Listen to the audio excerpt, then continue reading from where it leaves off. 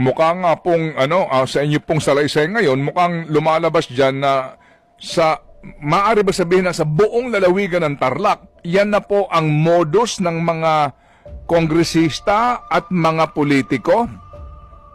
Yes, sir. Not only in Tarlac, the entire buong Pilipinas, ganito po ang kalakaran, sir. Well, we presume, dito nga sa mga naiuulat, pero we're talking about Tarlac nga po, kung saan kayo. Diyan kayo nakabase, di ba, sa Tarlac?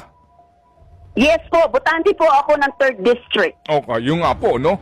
Kaya po, specifically nga po, Tarlac, kasi nga, kayo nandidiyan at mas, kumbaga, mas pamilyar ho kayo, no, sa mga nangyayari dyan. Dyan ho, sa inyong lugar na iyan, meron ba ko yung nakikita po na mga ghost projects din, o kaya po ay sobrang substandard?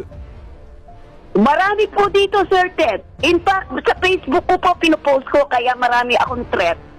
Flood control, yung mga asfalto na daan, sir, sobra pong garapal.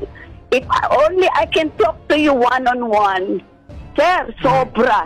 Mapapaiyak po tayo kasi ito'y pera natin, nagtatrabaho tayo. Grabe po dito. Grabe talaga, hindi sila tao. Sir, yung modus iba. Talaga pong sindikato ang mga congressman. 100 million, 150 million, ang ilang metro lang po, tapos substandard. Taon-taon hinihingan nila ng pondo.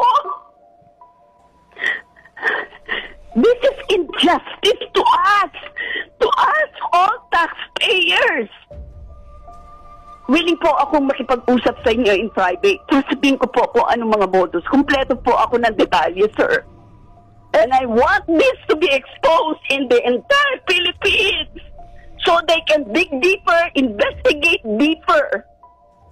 Kami po'y humahanga, Mampayra, sa inyo pong pagmamalasakit ng lubos, no, sa bayan, dito po sa inyong ginagawang pagsisiwalat dito sa katiwalian sa inyo pong lalawigan.